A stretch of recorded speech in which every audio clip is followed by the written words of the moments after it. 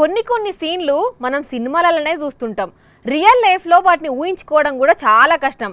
కానీ అదే జగనన్న విషయంలో ఊహించుకోవడం కాదు, కళ్ళ ముందే కనబడుతుంటుంది. ఎందుకంటే అవి సీన్లు కాదు, గుండెకు హత్తుకుపోయే సన్నివేశాలు. కాబట్టి సీఎం వద్దకు ఎవరు వచ్చినా దగ్గరికి తీసుకునే అంత గొప్ప మనసు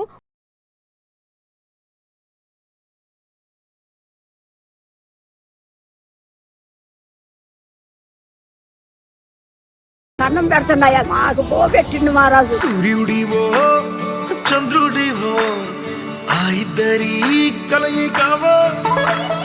నిజంగా ఈ పేద ప్రజలందరికీ వెలుగునిచ్చే సూర్యుడు జగనన్న, చల్లదనాన్నిచ్చే చంద్రుడు జగనన్న. అందుకే వీళ్ళ మొహంలో ఈ సంతోషం. అంతగనం ఏం చేసిండు మరి వీళ్ళకు జగనన్న అంటే ఇగో ఈ అవ్వనే చెప్తుంది, వినరాదండి. జగన్ మేలు చేసినాడు, ఇండ్లు కట్టించినాడు, భీమి ఇచ్చినాడు, పెన్షన్ ఇచ్చినాడు, ఇంట్లో కాటికే తెచ్చిచ్చినాడు.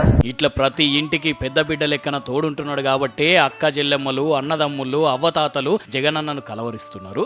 మళ్ళీ నువ్వే అధికారంలోకి రావడానికి మేమంతా సిద్ధం అనుకుంటూ జగనన్న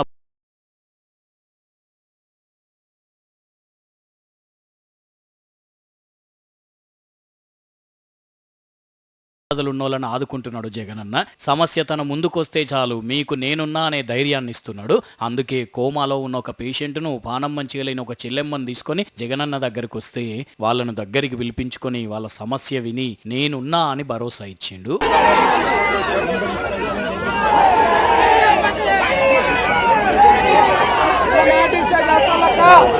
ఇట్లా జగనన్న ప్రతి ఒక్కరికి తోడు నీడగా ఉంటున్నాడు కాబట్టి అందరూ, అందులోన మరీ ముఖ్యంగా యూత్ అంతా జగనన్నకు జేజేలు కొడుతున్నారు. అమ్మఒడి, ఫీజు రింబర్స్మెంట్, విద్యా కానుక, రైతు భరోసా కేంద్రాలు, విలేజ్ క్లినిక్లు ఇవన్నీ కట్టించిన గొప్ప నాయకుడు జగన్మోహన్ రెడ్డి. నాకు పాంగని ఆరోగ్యశ్రీ వచ్చింది, దాని వల్ల నేను చాలా లాభపడ్డాను. ఇల్లు లేని వాళ్ళకి ఇల్లు వచ్చింది, నాకు ఇల్లు లేదు, నాకు ఇల్లు వచ్చింది. మా అమ్మకి డబ్బులు వస్తుంది, పింఛన్ వస్తుంది, మా నాన్నకి రైతు భరోసా డబ్బులు పడుతున్నాయి.